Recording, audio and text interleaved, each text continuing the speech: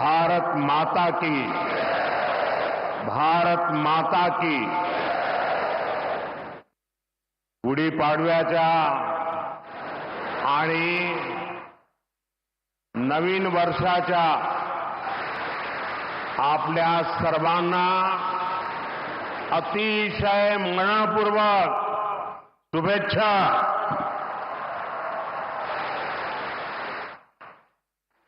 कार्यक्रम में उपस्थित परम पूजनीय सरसंघ चालक जी डॉक्टर मोहन भागवत जी, स्वामी गोविंद गिरी जी महाराज, स्वामी अवधेशानंद गिरी जी महाराज, महाराष्ट्र के लोकप्रिय मुख्यमंत्री देवेंद्र फडणवीस जी, केंद्रीय मंत्रिमंडल में मेरे साथी नितिन गडकरी जी, डॉक्टर अविनाश चंद्र अग्निहोत्री जी, अन्य महानुभाव और उपस्थित सभी वरिष्ठ साथी, राष्ट्र यज्ञ के इस पावन अनुष्ठान में आज मुझे यहां आने का सौभाग्य मिला है।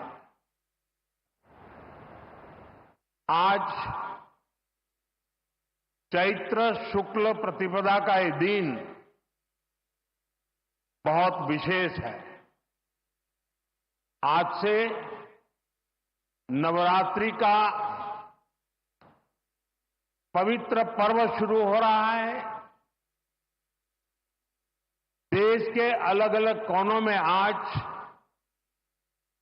गुड़ी पड़वा, उगादी और नवरेह का त्योहार भी मनाया जा रहा है। आज भगवान झूलेलाल जी और गुरु अंगद देव जी का अवतरण दिवस भी है। ये हमारे प्रेरणा पुंज परम पूजनीय डॉक्टर साहब की जयंती का भी अवसर है और इसी साल राष्ट्रीय स्वयंसेवक संघ की गौरवशाली यात्रा का 100 वर्ष भी पूरे हो रहे हैं।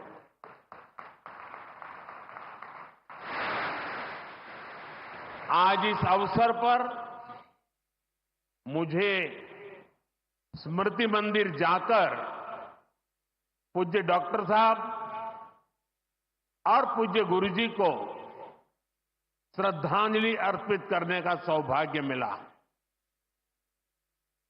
साथियों, इसी कालखंड में हमने हमारे संविधान के 75 वर्ष का उत्सव भी मनाया है। अगले ही महीने संविधान निर्माता बाबा साहब आंबेडकर जी की जयंती भी है। आज मैंने दीक्षा भूमि पर बाबा साहब को नमन किया है, उनका आशीर्वाद लिया है।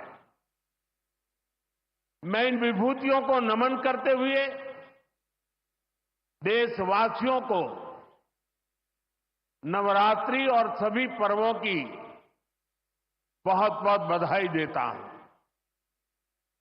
साथियों,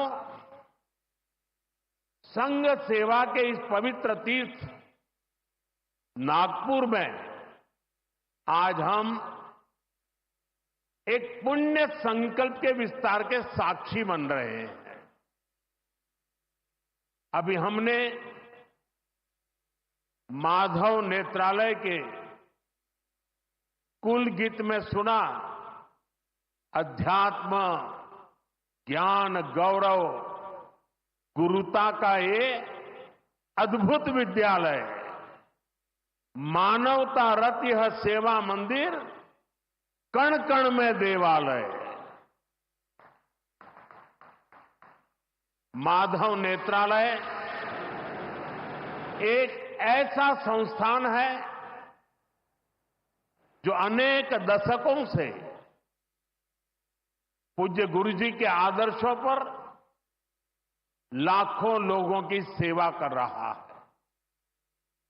लोगों के जीवन में रोशनी लौटी है। आज उसके नए परिसर का शिलान्यास हुआ है।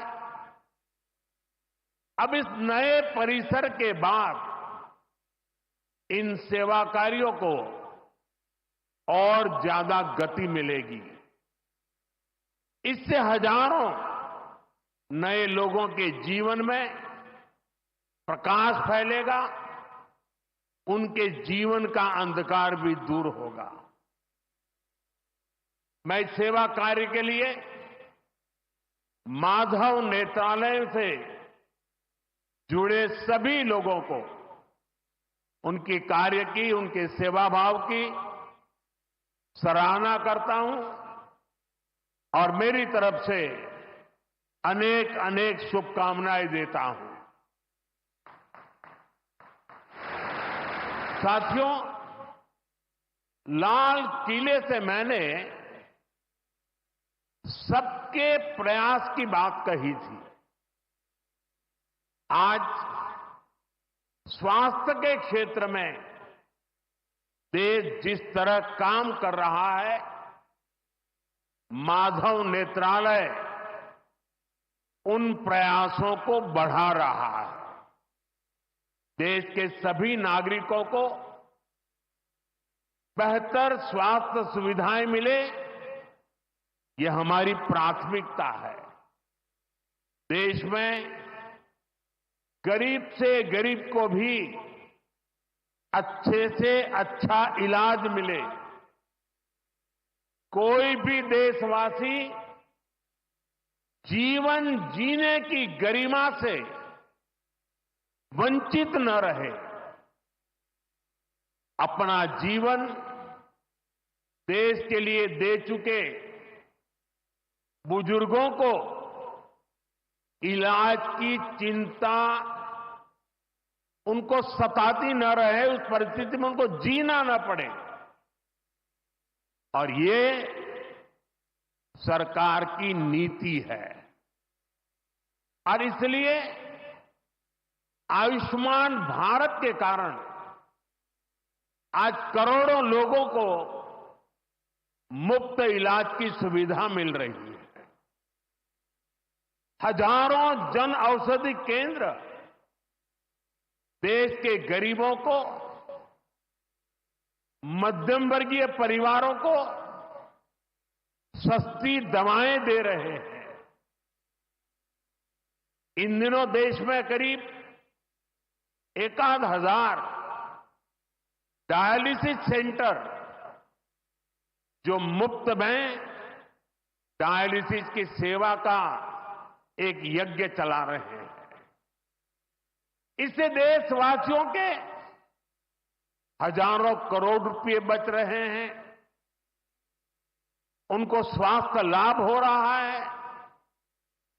बीते 10 साल में गांवों में लाखों आयुष्मान आरोग्य मंदिर बने हैं, जहां से लोगों को देश के सर्वश्रेष्ठ डॉक्टरों से टेली मेडिसिन से कंसल्टेशन मिलता है, प्राथमिक इलाज मिलता है और आगे के लिए सहायता होती है।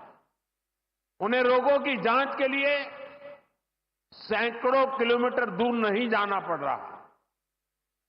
साथियों, हमने न सिर्फ मेडिकल कॉलेजों की संख्या में 2 गुना वृद्धि की है, लेकिन हमने देश में ऑपरेशनल एम्स की संख्या भी 3 गुना बढ़ाई है। देश में मेडिकल सीट्स भी 2 गुनी हुई है।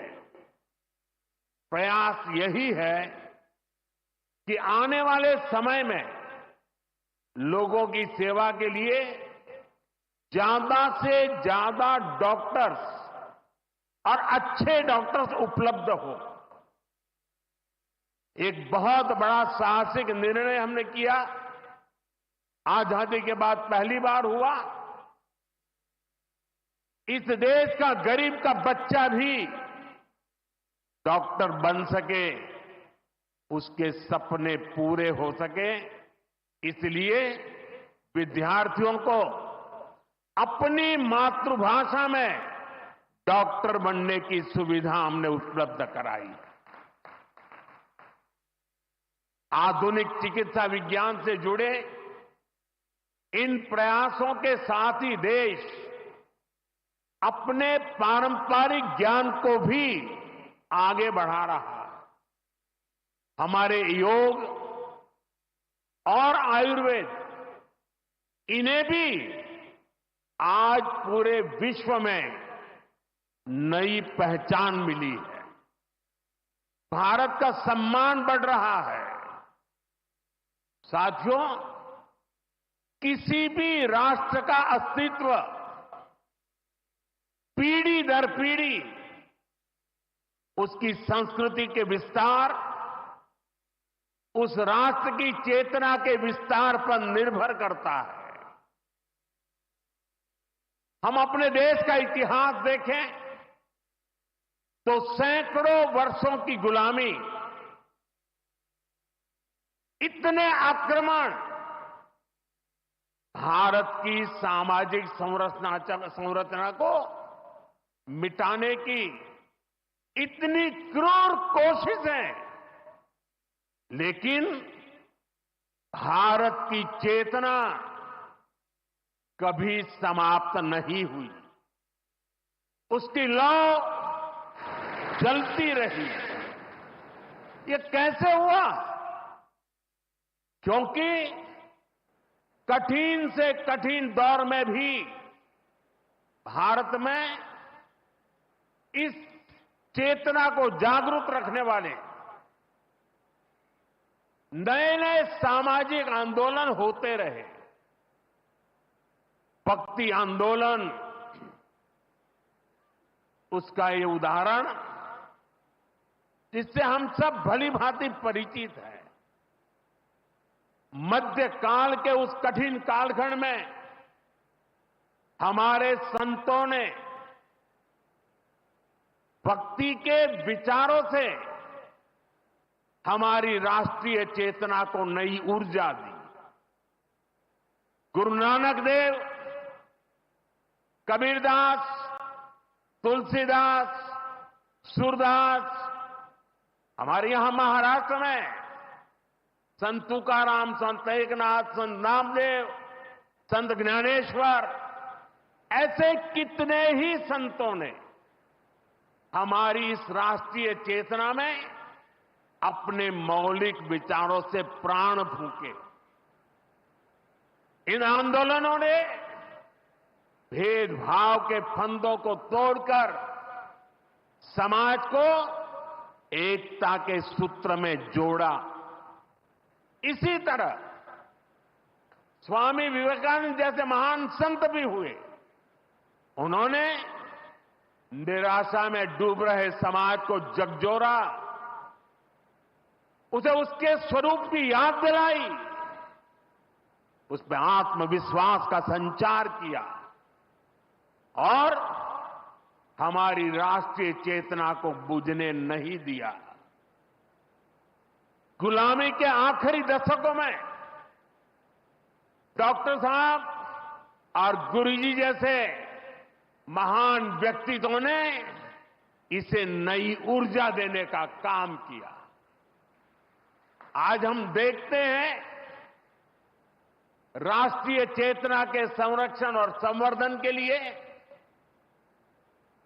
जो विचार बीज 100 साल पहले बोला गया, वो महान वटवृक्ष के रूप में आज दुनिया के सामने है।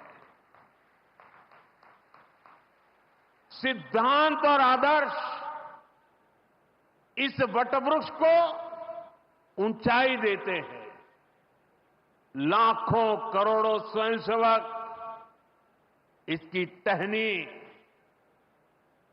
ये कोई साधारण वटवृक्ष नहीं, राष्ट्रीय स्वयंसेवक संघ भारत की अमर संस्कृति का आधुनिक अक्षय वट है।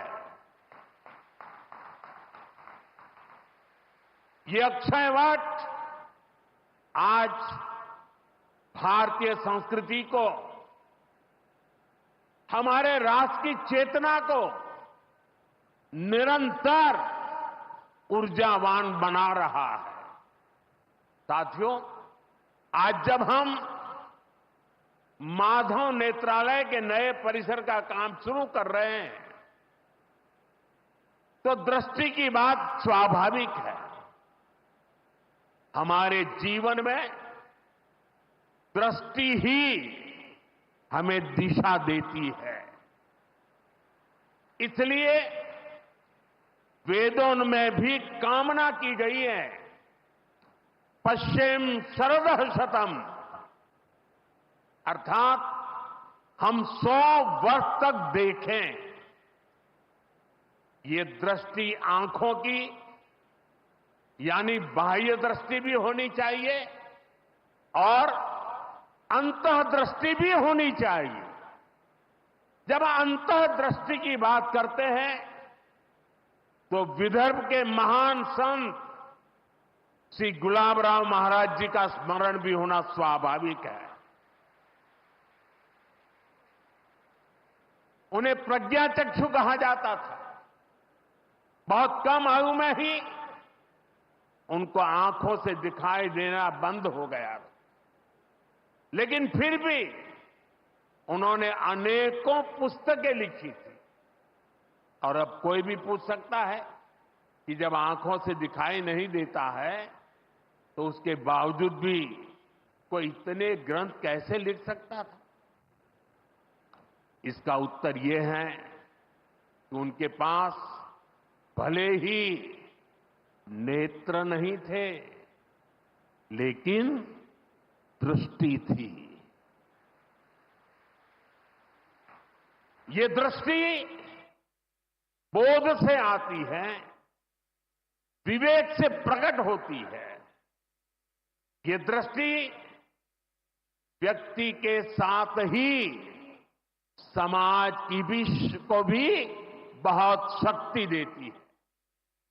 हमारा राष्ट्रीय स्वयंसेवक संघ भी एक ऐसा संस्कार यज्ञ है जो अंतर्दृष्टि और बाह्य दृष्टि दोनों के लिए काम कर रहा है। बाह्य दृष्टि के रूप में हम माधव नेत्रालय को देखते हैं और अंतर्दृष्टि ने संघ को सेवा का पर्याय बना दिया है। साथियों, हमारे यहां कहा गया है, परोपकाराय फलंति वृक्षाः, परोपकाराय वहन्ति नद्यः, परोपकाराय दुहन्ति गावः, परोपकारार्थमिदं शरीरम। हमारा शरीर परोपकार के लिए ही है, सेवा के लिए ही है। और जब ये सेवा संस्कारों में आ जाती है तो सेवा ही साधना बन जाती है। यही साधना तो हर एक स्वयंसेवक के जीवन की प्राणवायु होती है। ये सेवा संस्कार, ये साधना, ये प्राणवायु पीढ़ी दर पीढ़ी हर स्वयंसेवक को तप तपस्या के लिए प्रेरित कर रही है। ये सेवा साधना हर स्वयंसेवक को निरंतर गतिमान रखती है, उसे कभी थकने नहीं देती, कभी रुकने नहीं देती। पूज्य गुरुजी अक्सर कहा करते थे, जीवन की अवधि का नहीं, उसके उपयोगिता का महत्व होता है। हम देव से देश और राम से राष्ट्र के जीवन मंत्र लेकर के चले हैं, अपना कर्तव्य निभाते चलते हैं। और इसलिए हम देखते हैं, बड़ा छोटा कैसा भी काम हो, कोई भी कार्य क्षेत्र हो, सीमावर्ती गांव हो, पहाड़ी क्षेत्र हो, वन क्षेत्र हो, संघ के स्वयंसेवक निस्वार्थ भाव से कार्य करते रहते हैं। कहीं कोई वनवासी कल्याण आश्रम के कामों को उसको अपना ध्येय बना करके जुटा हुआ है, कहीं कोई एकल विद्यालय के माध्यम से आदिवासी बच्चों को पढ़ा रहा है, कहीं कोई सांस्कृतिक जागरण के मिशन में लगा हुआ है, कहीं कोई सेवा भारती से जुड़कर गरीबों वंचितों की सेवा कर रहा है। अभी हमने प्रयाग में महाकुंभ में देखा, वहां नेत्र कुंभ में कैसे स्वयंसेवकों ने लाखों लोगों की मदद की। यानी जहां सेवा कार्य वहां स्वयंसेवक। कहीं कोई आपदा आ जाए, बाढ़ की तबाही हो या भूकंप की विभीषिका हो, स्वयंसेवक एक अनुशासित सिपाही की तरह तुरंत मौके पर पहुंचते हैं। कोई अपनी परेशानी नहीं देखता, अपनी पीड़ा नहीं देखता, बस सेवा भावना से हम काम में जुट जाते हैं।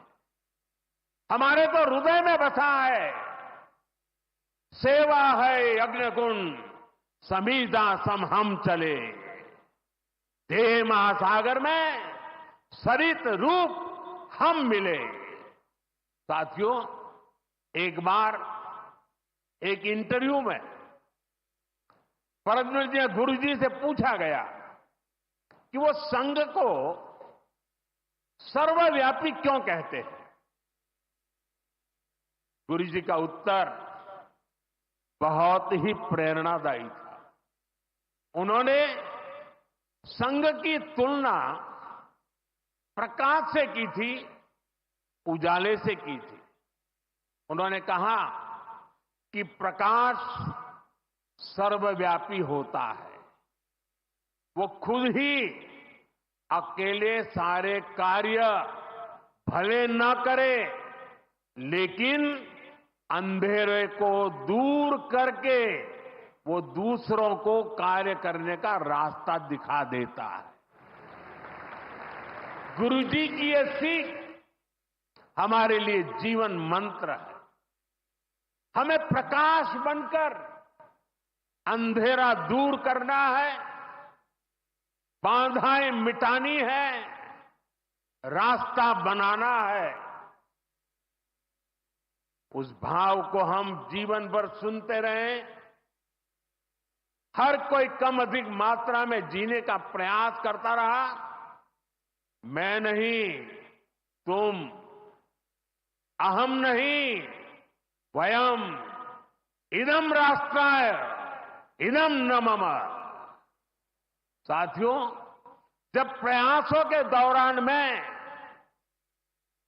जब मैं नहीं, हम का ध्यान होता है, जब राष्ट्र प्रथम की भावना सर्वोपरि होती है, जब नीतियों में, निर्णयों में देश के लोगों का हित ही सबसे बड़ा होता है, तो सर्वत्र उसका प्रभाव भी और प्रकाश भी नजर आता है।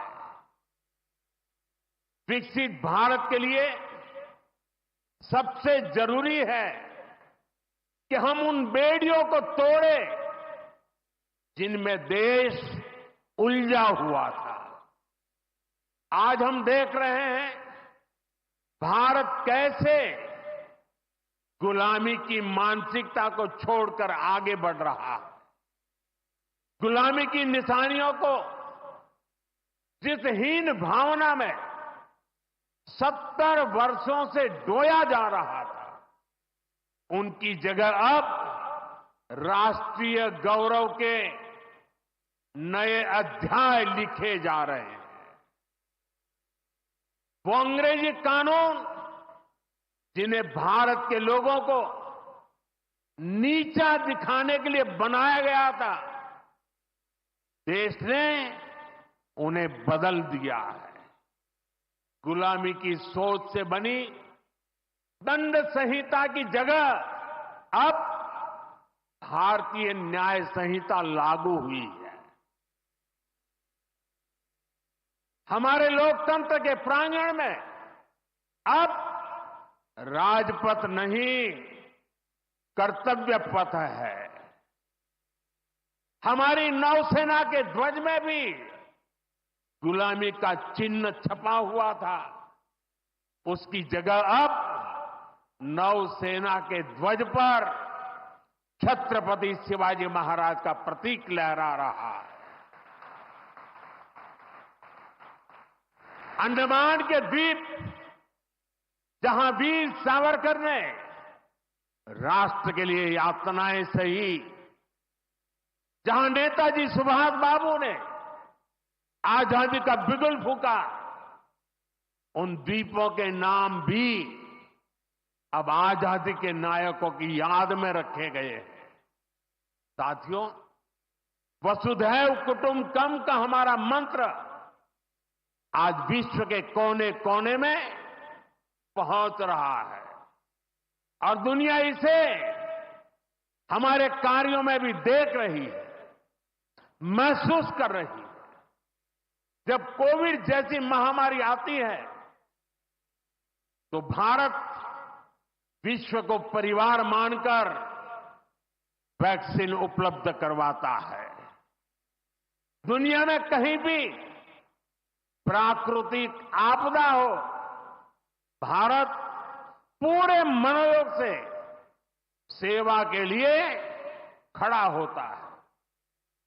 अभी आपने कल ही देखा है, म्यांमार में इतना बड़ा भूकंप आया है। भारत ऑपरेशन ब्रह्मा के तहत वहां के लोगों की मदद के लिए सबसे पहले पहुंच गया है। जब तुर्की में भूकंप आया, जब नेपाल में भूकंप आया, जब मालदीव्स में पानी का संकट आया, भारत ने मदद करने में घड़ी भर की भी देर नहीं की। युद्ध जैसे हालातों में हम दूसरे देशों से नागरिकों को भी सुरक्षित निकाल करके लाते हैं। दुनिया देख रही है, भारत आज जब प्रगति कर रहा है तो पूरे ग्लोबल साउथ की आवाज भी बन रहा है। विश्व बंधु की ये भावना हमारे ही संस्कारों का विस्तार है। साथियों, आज भारत की सबसे बड़ी पूंजी हमारा युवा है और हम देखते हैं आज भारत का युवा कितने कॉन्फिडेंस से भरा हुआ, उसकी रिस्क टेकिंग कैपेसिटी पहले के मुकाबले कई गुना बढ़ गई है। वो नए नए इनोवेशन कर रहा है, स्टार्टअप्स की दुनिया में अपना परचम लहरा रहा है और सबसे बड़ी बात, आज के भारत का युवा अपनी विरासत पर गर्व करते हुए अपनी संस्कृति पर गर्व करते हुए चल रहा है। अभी हमने प्रयागराज महाकुंभ में देखा, आज की युवा पीढ़ी लाखों करोड़ों की संख्या में महाकुंभ में पहुंची और इस सनातन परंपरा से जुड़कर गौरव से भर उठी। आज भारत का युवा देश की जरूरतों को ध्यान में रखते हुए काम कर रहा है। भारत के युवाओं ने मेक इन इंडिया को सफल बनाया है। भारत का युवा लोकल के लिए वोकल हुआ है, एक जज्बा बना है।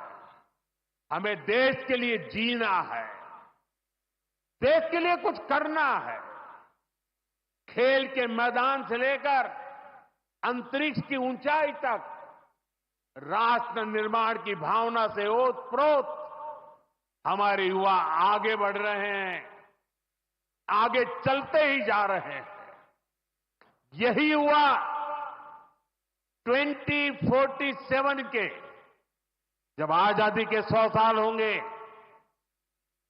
विकसित भारत के लक्ष्य की ध्वजा थामे हुए है। और मुझे विश्वास है और सेवा की ये त्रिवेणी विकसित भारत की यात्रा को निरंतर ऊर्जा देती रहेगी, दिशा देती रहेगी।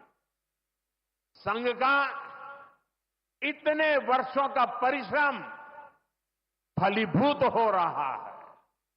संघ की इतने वर्षों की तपस्या विकसित भारत का एक नया अध्याय लिख रही है।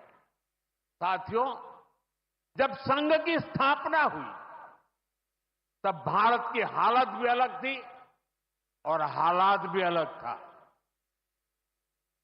1925 से लेकर 1947 तक वो समय संघर्ष का समय था। आजादी का बड़ा लक्ष्य देश के सामने था। आज संघ की 100 वर्षों की यात्रा के बाद देश फिर एक अहम पड़ाव पर है। 2025 से 2047 तक ये महत्वपूर्ण कालखंड, इस कालखंड में एक बार फिर बड़े लक्ष्य हमारे सामने। कभी पूज्य गुरुजी ने एक पत्र में लिखा था, मैं अपने भव्य राष्ट्र प्रसाद की नींव में एक छोटा सा पत्थर बनकर रहना चाहता हूं। हमें सेवा के अपने संकल्प को हमेशा प्रज्वलित रखना है। हमें अपने परिश्रम को बनाए रखना है। हमें विकसित भारत के स्वप्न को साकार करना है। और जैसा मैंने अयोध्या में प्रभु श्री राम के मंदिर के नवनिर्माण पर कहा था, हमें अगले 1000 वर्षों के सशक्त भारत की नींव भी रखनी है। मुझे विश्वास है पूज्य डॉक्टर साहब, पूज्य गुरुजी जैसी विभूतियों का मार्गदर्शन हमें निरंतर सामर्थ्य देगा। हम विकसित भारत के संकल्प को पूरा करेंगे। हम अपनी पीढ़ियों के बलिदान को सार्थक करके रहेंगे। इसी संकल्प के साथ आप सभी को एक बार फिर इस मंगलमय नववर्ष की अनेक अनेक शुभकामनाएं। बहुत बहुत धन्यवाद।